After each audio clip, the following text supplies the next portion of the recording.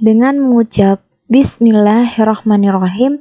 Assalamualaikum warahmatullahi wabarakatuh. Kepada yang terhormat Bapak Romi Ramdon Ginanjar SPDI MPD MOS selaku dosen mata kuliah Perencanaan Pembelajaran Sekolah Dasar. Dan selamat pagi untuk teman-teman semuanya. Sebelumnya, perkenalkan kami dari kelompok 4 tentang desain program tahunan dengan kelas 4A PGSD. Sebelumnya, perkenalkan nama saya Melanis dan dua rekan teman saya, Siti Ajahro dan Winda Yuniar. Pada slide selanjutnya, apa kalian tahu apa itu desain program tahunan? Jadi, program desain tahunan itu ialah rencana penetapan alokasi 1 tahun untuk mencapai tujuan kompetensi dasar yang telah ditetapkan agar kompetensi dasar yang ada dapat dicapai oleh siswa. Di slide selanjutnya, di sini ada program. Apa kalian tahu apa itu program? Jadi, program merupakan pernyataan yang berisi kesimpulan dari beberapa harapan atau tujuan yang saling bergantung dan saling terkait untuk mencapai suatu sasaran yang sama. Jadi, biasanya suatu program mencakup seluruh kegiatan yang berada di bawah unit administrasi yang sama atau sasaran-sasaran yang saling bergantung dan saling melengkapi yang semuanya harus dilaksanakan secara bersamaan atau berurutan. Jadi, program sering dikaitkan dengan perencanaan, persiapan, dan desain atau rancangan. Jadi, selanjutnya ada desain. Desain juga berasal dari bahasa Inggris, yaitu dari kata design. Jadi desain dalam perspektif pembelajaran adalah rencana pembelajaran. Menurut Harjanto, mengemukakan bahwa desain ialah berkaitan dengan penentuan apa yang akan dilakukan. Jadi itulah pengertian dari program dan desain. Slide selanjutnya akan dijelaskan oleh rekan saya.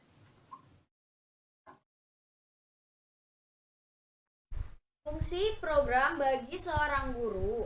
Yang pertama, sebagai acuan atau pedoman dalam pelaksanaan pembelajaran. Acuan atau pedoman adalah suatu rencana yang disusun secara matang. Semakin matang rencana yang dibuat, maka akan semakin bagus usaha yang dilakukan.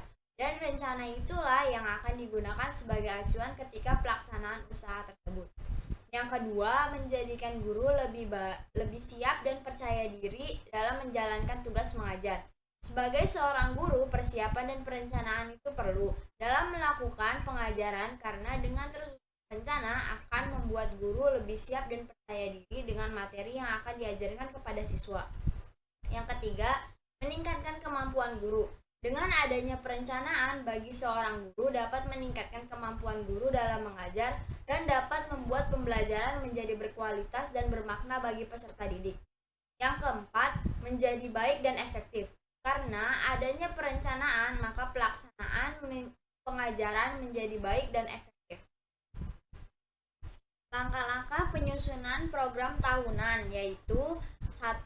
Alokasi waktu. Alokasi waktu adalah jumlah waktu untuk setiap mata pelajaran dalam seminggu per semester atau tahun. Yang kedua, analisis. Melalui analisis, guru dapat menentukan berapa minggu waktu yang tersedia untuk pelaksanaan proses pembelajaran. Yang ketiga, menandai hari-hari libur. Hari-hari libur yaitu jeda tengah semester, jeda antar semester, libur akhir tahun pelajaran, hari libur keagamaan, hari libur umum, termasuk hari-hari besar nasional, hari libur khusus. 4. Minggu efektif menghitung jumlah minggu efektif setiap bulan dan semester dalam 1 tahun dan memasukkan dalam format matriks yang tersedia. Yang kelima, mendistribusikan alokasi waktu, menyediakan waktu untuk suatu mata pelajaran sesuai dengan ruang lingkup cakupan materi dan tingkat kesulitan dan pentingnya materi tersebut. Selanjutnya, ada sumber-sumber yang dapat dijadikan bahan pengembangan program tahunan, antara lain sebagai berikut. Yang pertama, ada daftar standar kompetensi. Daftar standar kompetensi ini sebagai konsensus nasional yang dikembangkan dalam buku garis-garis besar program pengajaran atau disingkat dengan GBPP, setiap mata pelajaran yang akan dikembangkan. Yang kedua, ada skop dan sekuensi. Skop dan sekuensi ini, setiap kompetensi untuk mencapai tujuan pembelajaran diperlukan materi pembelajaran. Materi pembelajaran tersebut disusun dalam pokok-pokok yang sesuai kompetensi dan tujuan pembelajaran.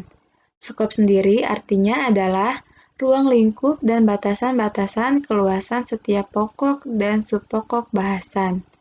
Sekuensi adalah urutan logis dari pokok dan subpokok bahasan. Pengembangan skop dan sekuensi ini bisa dilakukan oleh masing-masing guru mata pelajaran dan dapat dikembangkan dalam kelompok kerja guru atau disingkat dengan KKG untuk setiap mata pelajaran. Yang ketiga, ada kalender pendidikan. Kalender pendidikan ini disusun selama 1 tahun pelajaran, mengacu pada efisiensi, efektivitas, dan hak-hak peserta didik.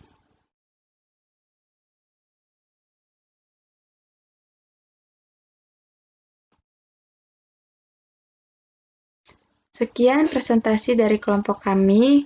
Kami ucapkan terima kasih, kurang lebihnya mohon maaf. Wassalamualaikum warahmatullahi wabarakatuh.